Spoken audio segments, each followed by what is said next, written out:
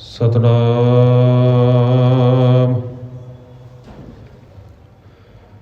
ਧੰਨ ਵਾਹਿਗੁਰੂ ਸਾਹਿਬ ਜੀ।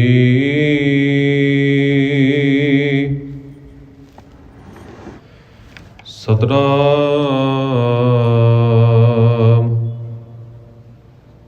ਧੰਨ ਵਾਹਿਗੁਰੂ ਸਾਹਿਬ ਜੀ। ਇੱਕ ਓੰਕਾਰ ਸਤਨਾਮ। ਕਰਤਾ ਪੁਰਖ ਨਿਰਭਉ ਨਿਰਵੈਰ ਅਕਾਲ ਮੂਰਤ ਆਜੂਨੀ ਸੈਭੰ ਗੁਰ ਪ੍ਰਸਾਦ।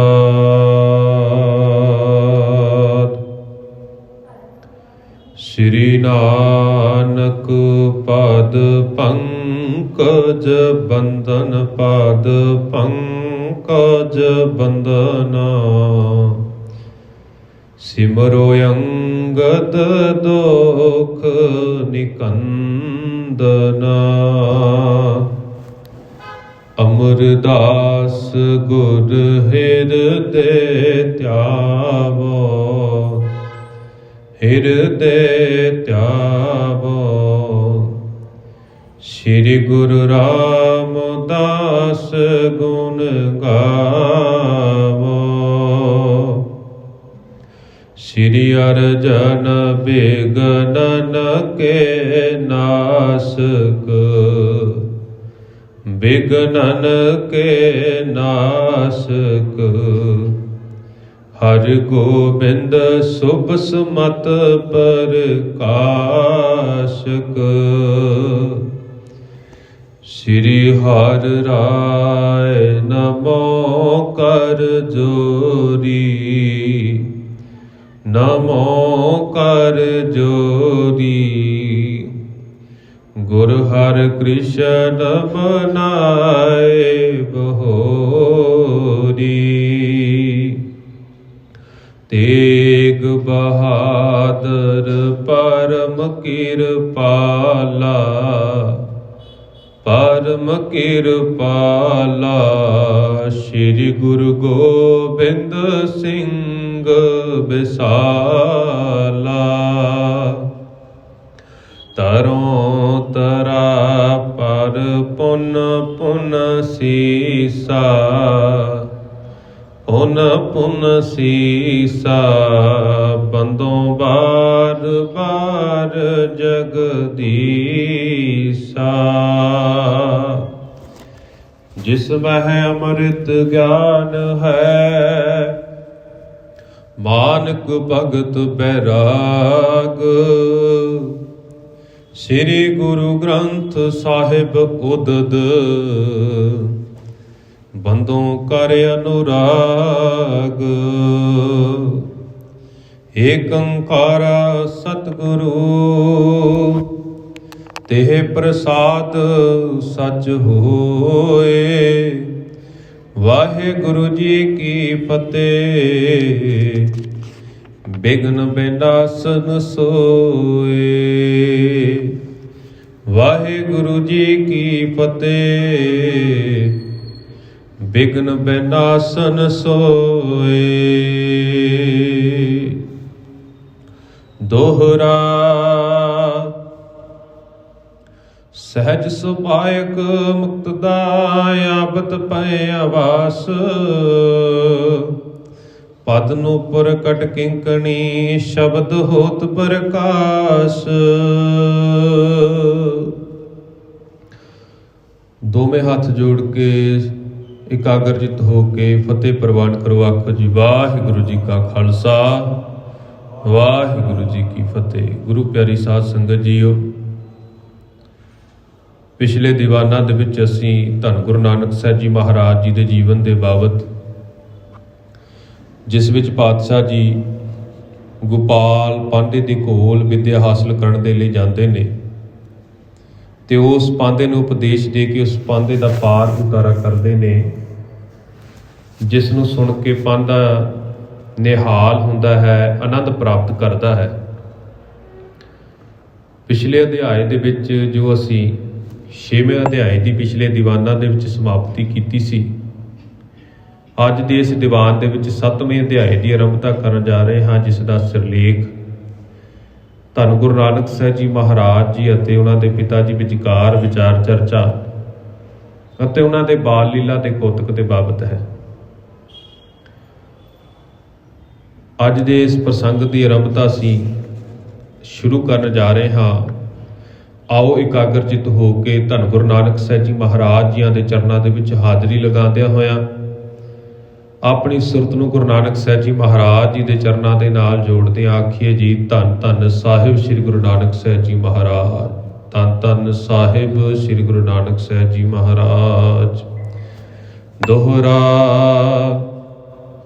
ਸਹਿਜ ਸੁਭਾਇਕ ਮੁਕਤ ਦਾਇ ਆਬਤ ਪਏ ਆਵਾਸ, ਪਦ ਨੂੰ ਪ੍ਰਕਟ ਕਿੰਕਣੀ ਸ਼ਬਦ ਹੋਤ ਪ੍ਰਕਾਸ਼। ਭਾਈ ਬਾਲਾ ਜੀ ਧੰਨ ਗੁਰੂ ਅੰਗਦ ਸਾਹਿਬ ਜੀ ਮਹਾਰਾਜ ਜੀ ਨੂੰ ਗੁਰੂ ਨਾਨਕ ਸਾਹਿਬ ਜੀ ਮਹਾਰਾਜ ਜੀ ਦੇ ਜੀਵਨ ਦੇ ਬਾਬਤ ਇਹ ਸਾਰੀ ਵਿਚਾਰ ਚਰਚਾ ਸੁਣਾਉਂਦੇ ਨੇ ਤੇ ਹੁਣ ਪਾਤਸ਼ਾਹ ਜੀ ਨੂੰ ਸਮਝਾਉਣਾ ਕਰਦੇ ਨੇ। ਭਾਈ ਬਾਲਾ ਜੀ ਆਖਦੇ ਨੇ ਕਿ ਮੁਕਤੀ ਦੇ ਦਾਤਾ ਧੰਨ ਗੁਰੂ ਨਾਨਕ ਸਾਹਿਬ ਜੀ ਮਹਾਰਾਜ ਸਹਿਜ ਸੁਭਾਏ ਹੀ ਆਪਣੇ ਘਰ ਦੇ ਵਿੱਚ ਆ ਜਾਂਦੇ ਨੇ, ਪਾਂਦੇ ਨੂੰ ਉਪਦੇਸ਼ ਦੇ ਕੇ ਘਰ ਵਿੱਚ ਆਉਂਦੇ ਨੇ ਤੇ ਕਹਿੰਦੇ ਉਹਨਾਂ ਦੇ ਜਿਹੜੇ ਸਰੀਰ ਦੇ ਉੱਤੇ ਪਹਿਨੇ ਹੋਏ ਗਹਿਣੇ ਨੇ ਨਾ, ਜਿਹੜੀ ਲੱਕ ਨੂੰ ਤੜਾਕੀ ਬੰਨੀ ਹੋਈ ਹੈ, ਉਸ ਦੇ ਨਾਲ ਘੁੰਗਰੂ ਬੰਨੇ ਨੇ ਜਾਂ ਹੋਰ ਜਿਹੜੇ ਵੀ ਗਹਿਣੇ ਉਹਨਾਂ ਨੇ ਪਹਿਨੇ ਹੋਏ ਨੇ, ਕਹਿੰਦੇ ਜਦੋਂ ਉਹ ਤੁਰਦੇ ਨੇ ਨਾ ਤਾਂ ਉਹ ਗਹਿਰੇ ਆਵਾਜ਼ ਕਰਦੇ ਨੇ ਤੇ ਉਹਨਾਂ ਦੀ ਮਧੁਰ ਤੇ ਮਿੱਠੀ ਆਵਾਜ਼ ਜਿਹੜੀ ਹੈ ਬਹੁਤ ਸੋਹਣਾ ਸੰਗੀਤ ਪੈਦਾ ਕਰਦੀ ਹੈ। ਚੁਪਈ ਮਾਤ ਬਿਲੋਕਤ ਬੈਨ ਅਲਾਇਓ, ਬਿਨਾ ਪ੍ਰਦੋਖ ਸਦਨ ਚਲ ਆਇਓ। ਹੁਣ ਜਦੋਂ ਮਾਤਾ ਤ੍ਰਿਪਤਾ ਜੀ ਨੇ ਆਪਣੇ ਪੁੱਤਰ ਨੂੰ, ਆਪਣੇ ਬਾਲਕ ਨੂੰ ਦੇਖਿਆ ਨਾ, ਤਾਂ ਮਾਤਾ ਜੀ ਆਪਣੇ ਪੁੱਤਰ ਨੂੰ ਆਖਦੇ ਨੇ, ਬੋਲਦੇ ਨੇ, ਬਿਨਾ ਪ੍ਰਦੋਖ ਸਦਨ ਚਲ ਆਇਓ। ਪ੍ਰਦੋਖ ਦਾ ਭਾਵ ਹੈ ਸੰਧਿਆ ਹੋਣ ਤੋਂ ਪਹਿਲਾਂ ਦਾ ਸਮਾਂ, ਸ਼ਾਮ ਪੈਣ ਤੋਂ ਪਹਿਲਾਂ ਦਾ ਸਮਾਂ। ਹੁਣ ਮਾਤਾ ਜੀ ਆਪਣੇ ਪੁੱਤਰ ਨੂੰ ਘਰ ਆਉਂਦਾ ਵੇਖ ਕੇ ਮਾਤਾ ਜੀ ਸਵਾਲ ਕਰਦੇ ਨੇ ਵੀ ਅੱਜ ਮੇਰਾ ਪੁੱਤਰ ਛੇਤੀ ਆ ਗਿਆ, ਵੀ ਸ਼ਾਮਾਂ ਪੈਣ ਤੋਂ ਪਹਿਲਾਂ ਹੀ ਘਰ ਪਹੁੰਚ ਗਿਆ।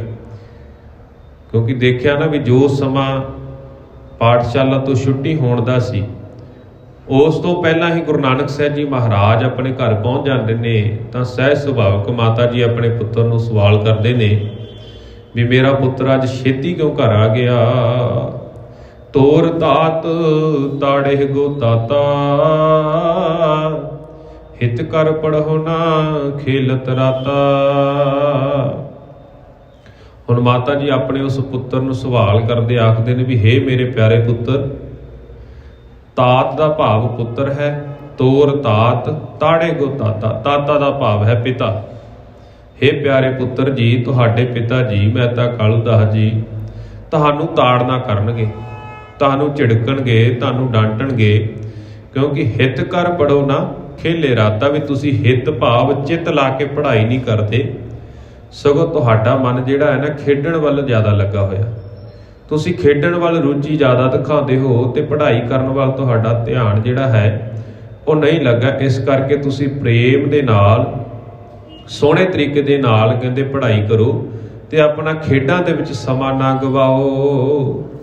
ਨੈਣ ਨੀਰ ਬਾਰਕ ਕੀ ਨਿਆਈ, ਅਵਨੀ ਖਣਤ ਸੰਤ ਸੁਖਦਾਈ।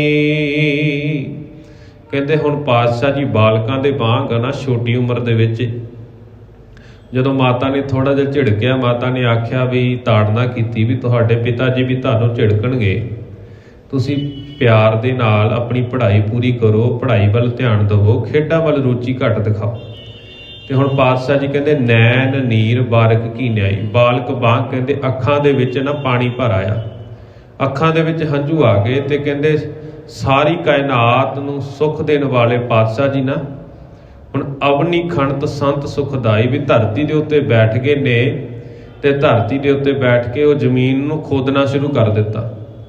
ਜਿਸ ਤਰ੍ਹਾਂ ਆਮ ਤੌਰ ਦੇ ਉੱਤੇ ਬੱਚੇ ਕਰਦੇ ਨੇ ਨਾ, ਉਹ ਮਿੱਟੀ ਦੇ ਨਾਲ ਖੇਡਦੇ ਨੇ, ਇਸੇ ਤਰ੍ਹਾਂ ਕਹਿੰਦੇ ਵੀ ਗੁਰੂ ਨਾਨਕ ਸਾਹਿਬ ਜੀ ਮਹਾਰਾਜ ਜ਼ਮੀਨ ਦੇ ਉੱਤੇ ਬੈਠ ਗਏ, ਨਾਲ ਹੀ ਅੱਖਾਂ ਦੇ ਵਿੱਚ ਪਾਣੀ ਭਰਿਆ, ਅੱਖਾਂ ਦੇ ਵਿੱਚ ਹੰਝੂ ਆਏ ਨੇ। ਤੇ ਹੁਣ ਮਾਤਾ ਦੀ ਗੱਲ ਦਾ ਥੋੜਾ ਜਿਹਾ ਮਨ ਦੇ ਵਿੱਚ ਗੁੱਸਾ ਆਇਆ ਵੀ ਮਾਤਾ ਨੇ ਝਿੜਕਿਆ ਹੈ ਨਾ, ਤੇ ਉਹ ਪਾਤਸ਼ਾਹ ਜੀ ਨਾਲ ਦੀ ਨਾਲ ਕਹਿੰਦੇ ਧਰਤੀ ਨੂੰ ਖਰੋਚਣਾ ਸ਼ੁਰੂ ਕਰ ਦਿੱਤਾ।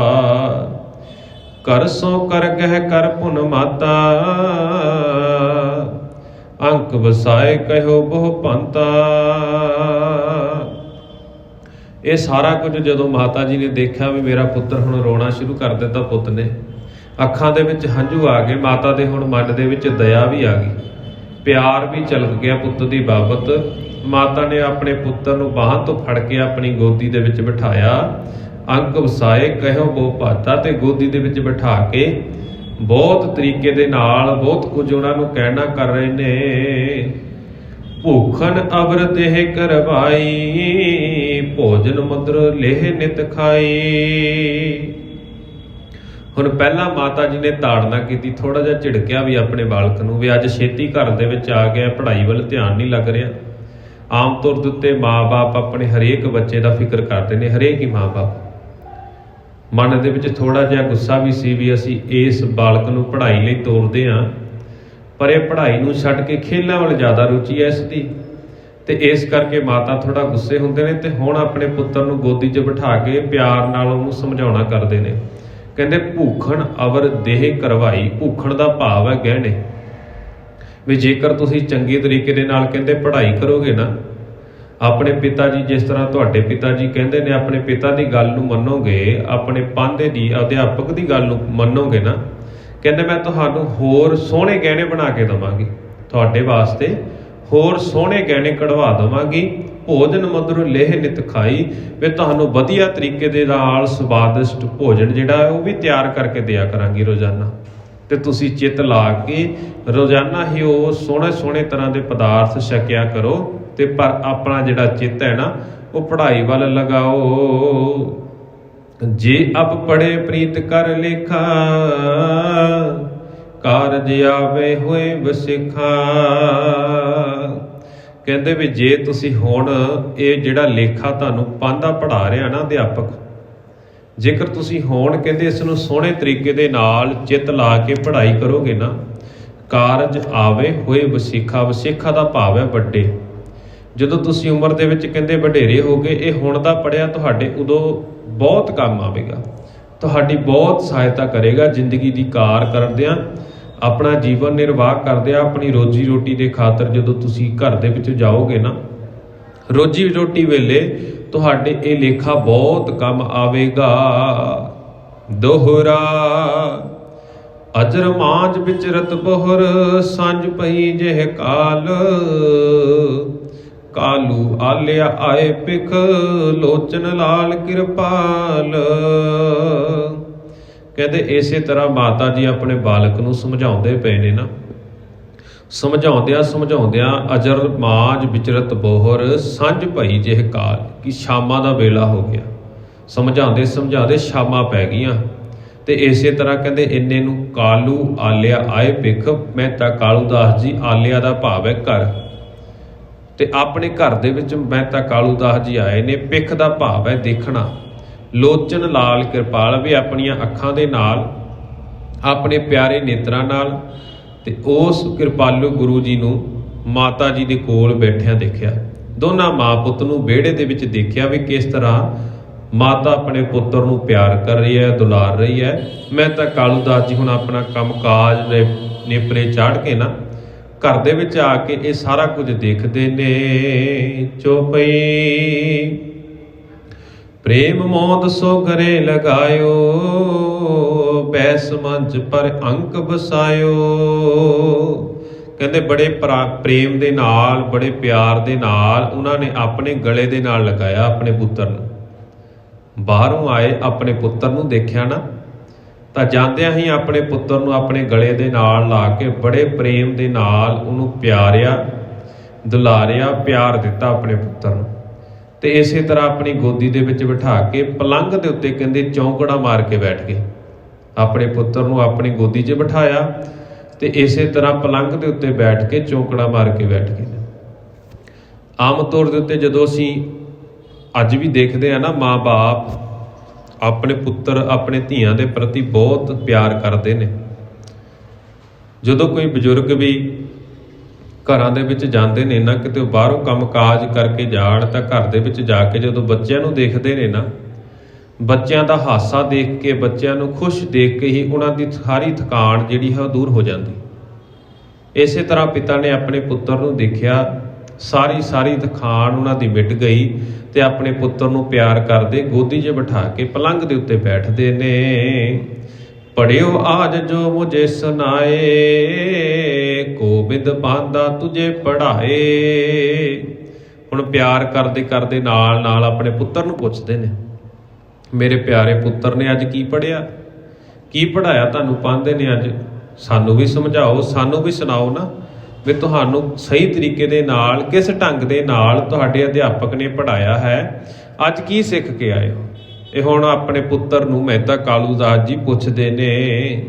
ਸੁਨ ਕਰ ਪਿਤਾ ਬਚਨ ਨਿਜ ਕਾਨਨ, ਕੇਤਕ ਪੈੜੇ ਕਹੇ ਕਮਲਾਨਨ। ਕਹਿੰਦੇ ਇਸੇ ਤਰ੍ਹਾਂ ਆਪਣੇ ਕੰਨਾਂ ਦੇ ਨਾਲ ਆਪਣੇ ਪਿਤਾ ਜੀ ਤੋਂ ਜਦੋਂ ਬਚਨ ਸੁਣੇ ਨਾ ਪਾਤਸ਼ਾਹ ਜੀ ਨੇ, ਕਹਿੰਦੇ ਬਚਨ ਸੁਣ ਕੇ ਉਹਨਾਂ ਨੂੰ ਸੱਤ ਕਰਕੇ ਜਾਣਿਆ। ਕੇਤਕ ਪੈੜੇ, ਪੈੜੇ ਦਾ ਭਾਵ ਹੈ ਪਹਾੜੇ, ਕੇਤਕ ਦਾ ਭਾਵ ਹੈ ਬਹੁਤ, ਕਿੰਨੇ ਹੀ। ਤੇ ਇਸੇ ਤਰ੍ਹਾਂ ਕਹਿੰਦੇ ਆਪਣੀ ਰਸਨਾ ਤੋਂ ਆਪਣੇ ਪਿਤਾ ਜੀ ਨੂੰ ਬਹੁਤ ਸਾਰੇ ਪਹਾੜੇ ਉਹਨਾਂ ਨੇ ਜਵਾਨੀ ਯਾਦ ਕੀਤੇ ਹੋਏ ਸੀ ਜਿਹੜੇ, ਉਹ ਸਾਰੇ ਦੇ ਸਾਰੇ ਆਪਣੇ ਪਿਤਾ ਜੀ ਨੂੰ ਸੁਣਾ ਦਿੱਤੇ। ਹਿਤੂ ਹੁਤੇ ਸੋ ਬਾਰਕ ਆਏ, ਪੁਨੇ ਉੱਠ ਕਰ ਤਿਨ ਸੰਗ ਸਿਧਾਏ। ਫਿਰ ਉਸ ਦੇ ਜਿਹੜੇ ਧੰਨ ਗੁਰੂ ਨਾਨਕ ਸਾਹਿਬ ਜੀ ਮਹਾਰਾਜ ਜੀ ਦੇ ਜਿਹੜੇ ਬਾਲਕ ਸਾਥੀ ਸੀ ਨਾ, ਜਿਨ੍ਹਾਂ ਦੇ ਨਾਲ ਪਾਤਸ਼ਾਹ ਜੀ ਖੇਡਦੇ ਸਨ, ਆਪਣਾ ਜੀਵਨ ਬਤੀਤ ਕਰਦੇ ਸਨ ਬਚਪਨ ਦਾ, ਕਹਿੰਦੇ ਇਸੇ ਤਰ੍ਹਾਂ ਉਹਨਾਂ ਦੇ ਘਰ ਦੇ ਵਿੱਚ ਉਹ ਸਾਰੇ ਬਾਲਕ ਚੱਲ ਕੇ ਆ ਗਏ ਵੀ ਹੁਣ ਅਸੀਂ ਆਪਣੇ ਸਾਥੀ ਨੂੰ ਵੀ ਲੈ ਕੇ ਆਈਏ।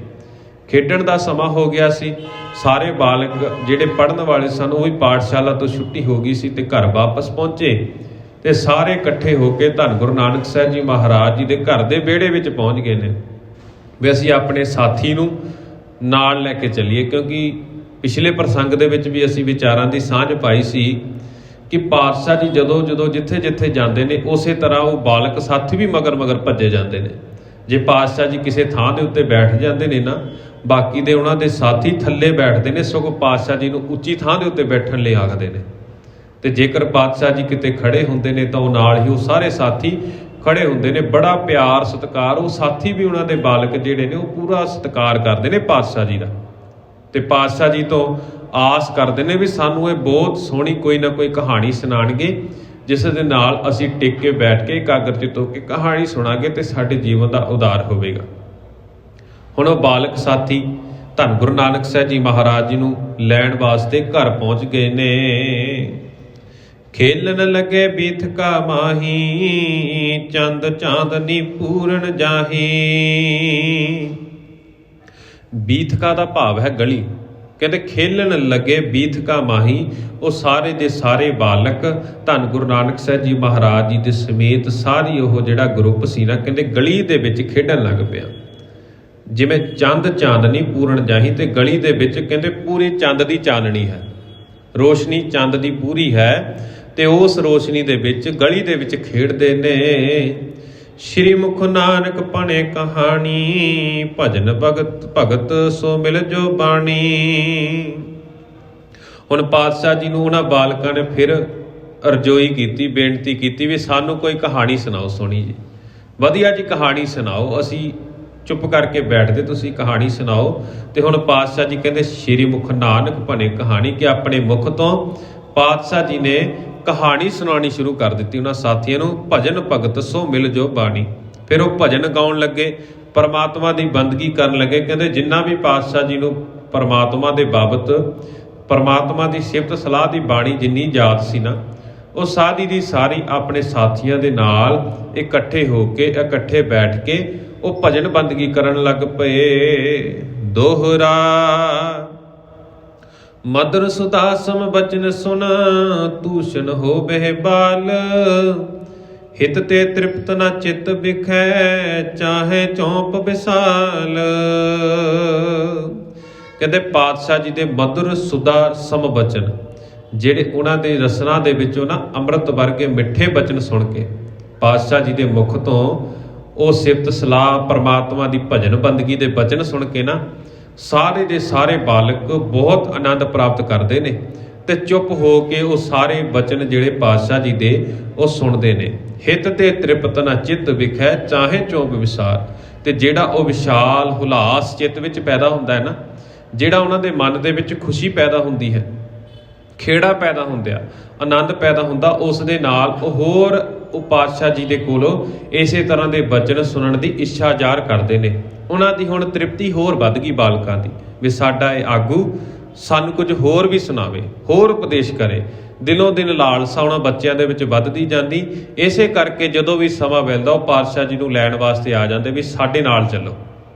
ਬਹੁਤ ਪ੍ਰੇਮ ਪਿਆਰ ਸਮੂਹ ਨਗਰ ਦੇ ਨਾਲ ਪਾਤਸ਼ਾਹ ਜੀ ਦਾ ਹੈ। ਬਚਪਨ ਤੋਂ ਹੀ ਪਾਤਸ਼ਾਹ ਜੀ ਸਮੁੱਚੇ ਨਗਰ ਨਿਵਾਸੀਆਂ ਨੂੰ, ਇਲਾਕਾ ਨਿਵਾਸੀਆਂ ਨੂੰ ਉਹਨਾਂ ਦੇ ਜੀਵਨ ਦਾ ਉਧਾਰ ਕਰਨ ਵਾਸਤੇ, ਆਤਮਾ ਨੂੰ ਆਨੰਦ ਦੇਣ ਵਾਸਤੇ ਬਚਨ ਵਿਲਾਸ ਕਰਦੇ ਨੇ।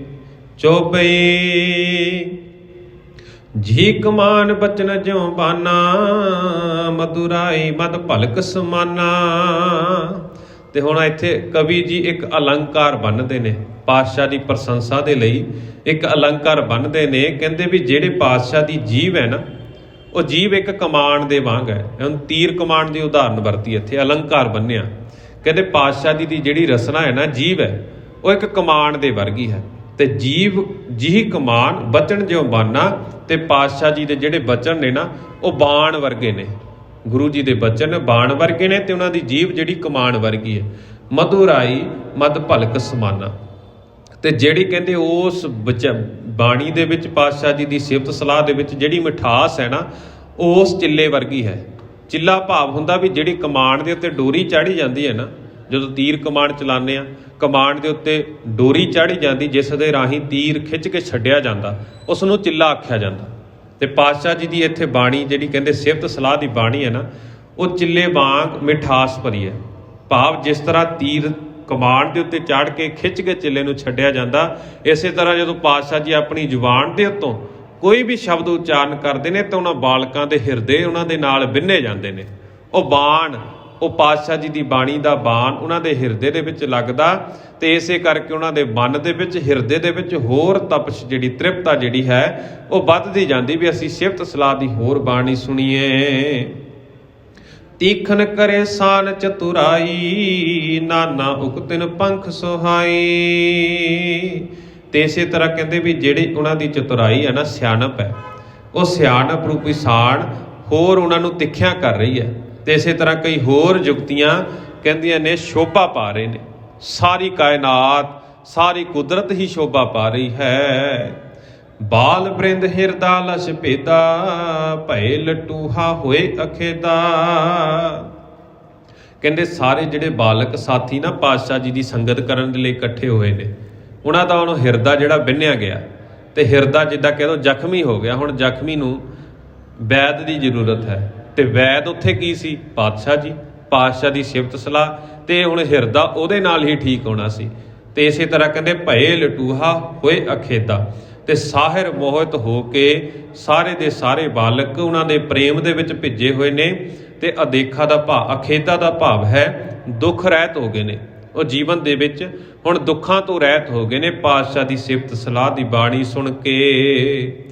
ਤਜ ਕਰ ਸੰਗ ਸਦਨ ਨਹਿ ਜਾਵੇ, ਮਾਤ ਪਿਤਾ ਤਬ ਆਣ ਬੁਲਾਵੇ। ਹੁਣ ਬਾਲਕ ਰਾਤ ਦੀ ਚਾਨਣੀ ਦੇ ਵਿੱਚ ਖੇਡਦੇ ਨੇ ਤੇ ਹੁਣ ਸਾਰਿਆਂ ਦੇ ਮਾਂ-ਬਾਪ ਫਿਕਰ ਕਰਦੇ ਨੇ ਵੀ ਸਾਡੇ ਬਾਲਕ ਕਿੱਥੇ ਗਏ ਨੇ। ਤੇ ਜਾ ਕੇ ਦੇਖੀਏ, ਹੁਣ ਮਾਤਾ ਪਿਤਾ ਜਿਹੜੇ ਬੱਚਿਆਂ ਦੇ ਨੇ ਉਹ ਲੱਭਣ ਵਾਸਤੇ ਤੁਰੇ ਨੇ ਤੇ ਉਹਨਾਂ ਨੂੰ ਬੁਲਾਉਣ ਜਾਂਦੇ ਨੇ ਆਪਣੇ ਬੱਚਿਆਂ ਨੂੰ ਵੀ ਭਾਈ ਚਲੋ ਹੁਣ ਰਾਤ ਦਾ ਵੇਲਾ ਹੋ ਗਿਆ, ਕੁਵੇਲਾ ਹੋ ਗਿਆ, ਵੀ ਇੰਨਾ ਜ਼ਿਆਦਾ ਸਮਾਂ ਇੱਥੇ ਰਹਿਣਾ ਠੀਕ ਨਹੀਂ, ਚਲੋ ਜਾ ਕੇ ਪ੍ਰਸ਼ਾਦਾ ਪਾਣੀ ਵੀ ਛਕਣਾ ਹੈ। ਤੇ ਹੁਣ ਉਹ ਬਾਲਕਾਂ ਦੇ ਮਾਂ-ਬਾਪ ਜਿਹੜੇ ਨੇ ਉਹਨਾਂ ਨੂੰ ਲੈਣ ਵਾਸਤੇ ਆਉਂਦੇ ਨੇ। ਤੇ ਪਰ ਇੱਥੇ ਕਹਿੰਦੇ ਤਜ ਕਰ ਸੰਗ ਸਦਨ ਨਹਿ ਜਾਵੇ।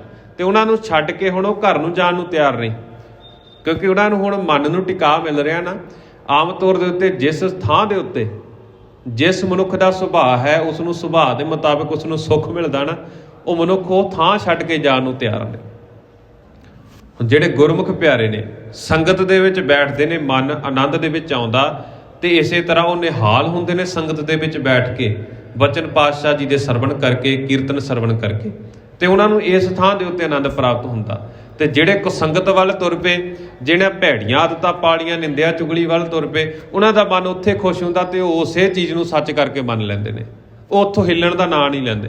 ਤੇ ਹੁਣ ਇਹਨਾਂ ਬਾਲਕਾਂ ਦਾ ਸੁਭਾਅ ਇਹੋ ਜਿਹਾ ਬਣ ਗਿਆ ਵੀ ਇਹ ਚੰਗੀ ਸਿਫਤ ਸਲਾਹ ਦੀ ਬਾਣੀ ਸੁਣਦੇ ਨੇ ਤੇ ਇਸੇ ਤਰ੍ਹਾਂ ਉਹਨਾਂ ਦਾ ਮਨ ਜਿਹੜਾ ਹੈ ਆਨੰਦ ਦੇ ਵਿੱਚ ਹੈ। ਤੇ ਹੁਣ ਮਾਂ-ਬਾਪ ਵੀ ਲੈਣ ਲਈ ਆ ਗਏ ਤੇ ਮਾਂ-ਬਾਪ ਨੂੰ ਵੀ ਮਨਾ ਕਰ ਦਿੱਤਾ, ਭਾਈ ਅਸੀਂ ਆਪਣੇ ਸਾਥੀ ਨੂੰ ਛੱਡ ਕੇ ਨਹੀਂ ਕਰਦੇ ਇੱਥੋਂ ਜਾਵਾਂਗੇ।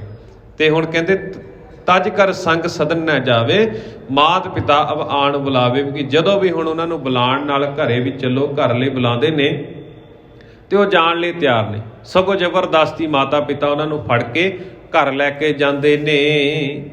ਗੇਹ ਕਰ ਲੈ ਜਾਵੇ ਬਰਿਆਈ, ਤਜ ਨੈ ਸਕੀ ਮਨ ਬਿਰਮਾਈ। ਕਹਿੰਦੇ ਵੀ ਹੁਣ ਪਾਤਸ਼ਾਹ ਜੀ ਦੇ ਨਾਲ ਜਿਹੜੇ ਸਾਥੀ ਖੇਡਦੇ ਨੇ ਨਾ, ਉਹ ਸਾਰੇ ਬਾਲਕਾਂ ਦੇ ਮਾਤਾ ਪਿਤਾ ਉਹਨਾਂ ਨੂੰ ਫੜ ਕੇ ਜ਼ਬਰਦਸਤੀ ਤਾਂ ਲੈ ਗਏ, ਪਰ ਮਨ ਹਜੇ ਵੀ ਪਾਤਸ਼ਾਹ ਦੇ ਚਰਨਾਂ ਦੇ ਨਾਲ ਜੁੜਿਆ ਪਿਆ। ਦੇਖੋ ਛੋਟੀ ਉਮਰ ਹੈ ਬਾਲਕਾਂ ਦੀ ਵੀ, 6 ਸਾਲ ਦੇ ਪਾਤਸ਼ਾਹ ਜੀ ਆਪ ਨੇ ਤੇ ਉਹਨਾਂ ਦੇ ਸਾਥੀ ਵੀ 19 ਕੁ ਉਮਰ ਦੇ ਸਾਥੀ ਨੇ, ਤੇ ਉਹ ਸਾਰਿਆਂ ਦਾ ਮਨ ਉਹਨਾਂ ਦੇ ਚਰਨਾਂ ਦੇ ਵਿੱਚ ਜੁੜਿਆ ਪਿਆ। ਚਾਹੇ ਘਰ ਚਲ ਗਏ ਪਰ ਸੁਰਤ ਹਜੇ ਵੀ ਉੱਥੇ ਟਿਕੀ ਹੋਈ ਹੈ, ਸੁਰਤ ਕਰਕੇ ਹਜੇ ਵੀ ਪਾਤਸ਼ਾਹ ਜੀ ਦੀ ਸੰਗਤ ਕਰ ਰਹੇ ਨੇ। ਤੇ ਇਸੇ ਤਰ੍ਹਾਂ ਤੇ ਹੁਣ ਸਾਰੇ ਦੇ ਸਾਰੇ ਸਾਥੀ ਘਰ ਦੇ ਵਿੱਚ ਤਾਂ ਪਹੁੰਚ ਗਏ, ਪਰ ਸੁਰਤ ਹਜੇ ਵੀ ਪਾਤਸ਼ਾਹ ਜੀ ਦੇ ਚਰਨਾਂ ਦੇ ਵਿੱਚ ਲੱਗੀ ਹੋਈ ਹੈ। ਰੁਚਨ ਬਚਨ ਕੀ ਰੁਚ ਅਧਿਕਾਈ, ਸੁਣ ਸੁਣ ਪੁਨ ਮਨ ਹੋਤ ਸਬਾਈ। ਤੇ ਇਸੇ ਤਰ੍ਹਾਂ ਕਹਿੰਦੇ ਵੀ ਗੁਰੂ ਸਾਹਿਬ ਜੀ ਦੇ ਬਚਨਾਂ ਨੂੰ ਸੁਣਨ ਦੇ ਲਈ ਨਾ ਉਹਨਾਂ ਦੇ ਮਨ ਦੇ ਵਿੱਚ ਹੋਰ ਰੁਚੀ ਵੱਧ ਰਹੀ ਹੈ ਵੀ ਅਸੀਂ ਸਾਰੀ ਰਾਤ ਇਹਨਾਂ ਦੇ ਕੋਲ ਬੈਠੇ ਰਹੀਏ ਤੇ ਸਾਡੇ ਨਾਲ ਇਹ ਬਚਨ ਵਿਲਾਸ ਕਰਦੇ ਰਹਿਣ ਤੇ ਅਸੀਂ ਚੁੱਪਚਾਪ ਸ਼ਾਂਤ ਹੋ ਕੇ ਇਕਾਗਰ ਚਿੱਤ ਹੋ ਕੇ ਇਹਨਾਂ ਤੋਂ ਬਚਨ ਸਰਵਣ ਕਰਦੇ ਰਹੀਏ। ਸੁਣ ਸੁਣ ਪੁਨ ਮਨ ਹੋਤ ਸਬਾਈ। ਤੇ ਬਾਰ-ਬਾਰ ਸੁਣ ਕੇ ਕਹਿੰਦੇ ਉਹਨਾਂ ਦਾ ਮਨ ਹੋਰ ਜ਼ਿਆਦਾ ਮੋਹਿਤ ਹੋ ਰਿਹਾ, ਉਹਨਾਂ ਦਾ ਮਨ ਹੋਰ ਪ੍ਰੇਮ ਦੇ ਵਿੱਚ ਭਿੱਜ ਰਿਹਾ ਵੀ ਬਾਰ-ਬਾਰ ਸਿਫਤ ਸਲਾਹ ਦੀ ਬਾਣੀ ਜਦੋਂ ਪਾਤਸ਼ਾਹ ਦੀ ਕੋਲੋਂ ਸੁਣਦੇ ਨੇ। ਪਰਵੇਸ਼ਟਤ ਬਾਰਕ ਚਹੁ ਪਾਸਾ, ਪੁਨ ਬਣ ਜਿਨ ਕੇ ਅਗਨਾਸਾ। ਕਹਿੰਦੇ ਬਾਲਕਾਂ ਨੇ ਨਾ ਪਾਤਸ਼ਾਹ ਜੀ ਨੂੰ ਚਾਰੇ ਪਾਸਿਆਂ ਤੋਂ ਘੇਰਿਆ ਹੋਇਆ ਸੀਗਾ। ਜਿਹੜੀ ਸਭਾ ਲੱਗੀ ਹੋਈ ਸੀ ਨਾ, ਪਾਤਸ਼ਾਹ ਜੀ ਵਿਚਕਾਰ ਬੈਠੇ ਨੇ ਤੇ ਆਲੇ ਦੁਆਲੇ ਉਹਨਾਂ ਦੀ ਸੰਗਤ ਕਰਨ ਦੇ ਲਈ ਉਹਨਾਂ ਦੇ ਬਾਲਕ ਸਾਥੀ ਬੈਠੇ ਹੋਏ ਨੇ। ਉਹਨਾਂ ਨੂੰ ਚਾਰ ਸਵੇਰਿਆਂ ਤੋਂ ਘੇਰਿਆ ਹੋਇਆ ਹੈ।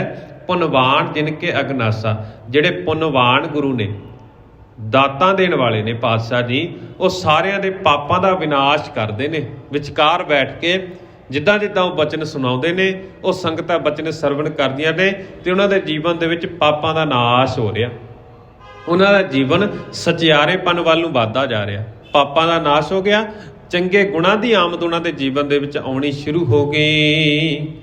ਨਾਨਕ ਵੈਸੇ ਬੀਚ ਬਿਰਾਜੇ, ਬਚ ਸੁਣ ਜਿਨੇ ਸੁਧਰਮਾ ਲਾਜੇ। ਤੇ ਕਹਿੰਦੇ ਗੁਰੂ ਜੀ ਬਾਲਾਂ ਦੇ ਵਿੱਚ ਬੈਠ ਕੇ ਨਾ, ਨਾਨਕ ਵੈਸੇ ਬੀਚ ਬਿਰਾਜੇ, ਵੀ ਉਹਨਾਂ ਦੇ ਵਿਚਕਾਰ ਬੈਠ ਕੇ ਬੜੇ ਸ਼ੋਭਦੇ ਨੇ। ਇਸ ਤਰ੍ਹਾਂ ਲੱਗਦਾ ਵੀ ਜਿਸ ਤਰ੍ਹਾਂ ਕਿਸੇ ਰਾਜੇ ਦਾ ਦਰਬਾਰ ਲੱਗਾ ਹੋਵੇ। ਤੇ ਇਸੇ ਤਰ੍ਹਾਂ ਪਾਤਸ਼ਾਹ ਜੀ ਜਦੋਂ ਬੈਠੇ ਬਚਨ ਕਰਦੇ ਨੇ ਨਾ, ਬਹੁਤ ਸ਼ੋਭਨਿਕ ਲੱਗਦੇ ਨੇ, ਬਹੁਤ ਸੋਹਣਾ ਸਭਾ ਦਾ ਮਾਹੌਲ ਬਣਿਆ ਹੋਇਆ ਹੈ।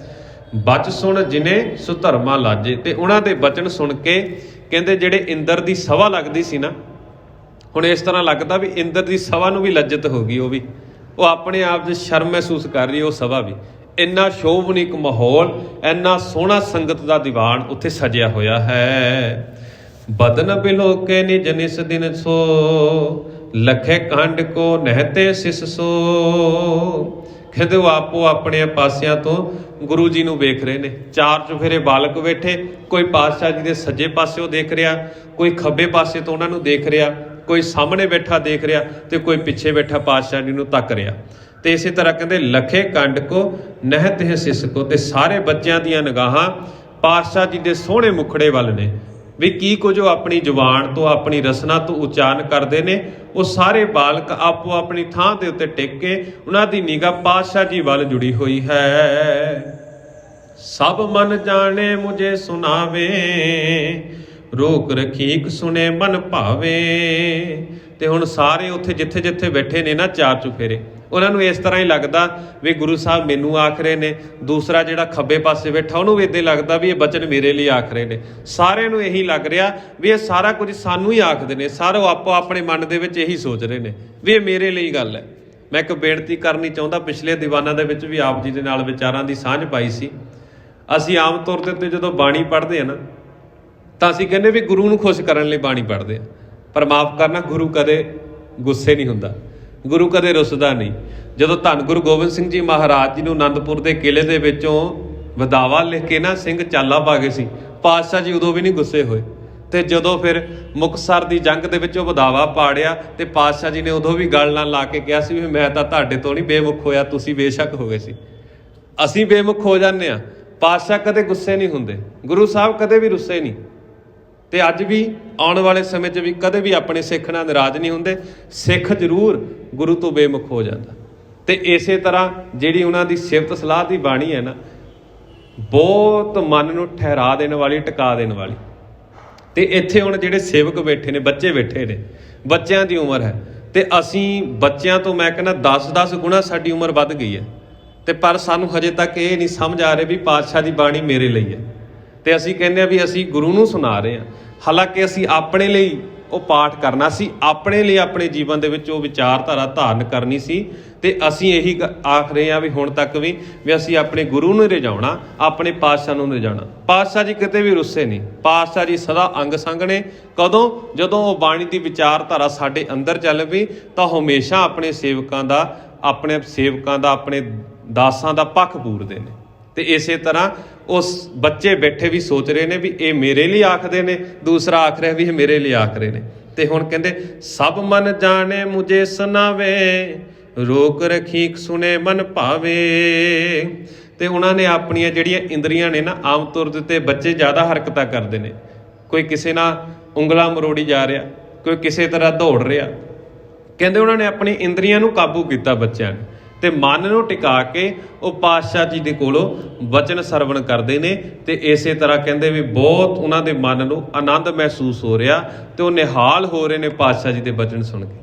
ਅੱਜ ਦੇ ਇਸ ਪ੍ਰਸੰਗ ਦੇ ਵਿੱਚ, ਜਿਸ ਦੇ ਵਿੱਚ ਅਸੀਂ 7ਵੇਂ ਅਧਿਆਏ ਦੀ ਆਰੰਭਤਾ ਕੀਤੀ ਹੈ, ਪਾਤਸ਼ਾਹ ਜੀ ਅਤੇ ਬੱਚਿਆਂ ਦੇ ਵਿਚਕਾਰ ਜੋ ਵਿਚਾਰ ਚਰਚਾ ਹੋ ਰਹੀ, ਪਾਤਸ਼ਾਹ ਜੀ ਦੀ ਬਾਲ ਲੀਲਾ ਦਾ ਜ਼ਿਕਰ ਅਸੀਂ ਕੀਤਾ ਹੈ।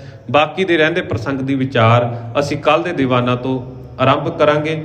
ਹੋਈਆਂ ਭੁੱਲਾਂ ਚੁੱਕਾਂ ਦੀ ਖਿਮਾ, ਦੋਵੇਂ ਹੱਥ ਜੋੜ ਕੇ ਫਤਿਹ ਪ੍ਰਵਾਨ ਕਰੋ। ਆਖੋ ਜੀ ਵਾਹਿਗੁਰੂ ਜੀ ਕਾ ਖਾਲਸਾ, ਵਾਹਿਗੁਰੂ ਜੀ ਕੀ ਫਤਿਹ।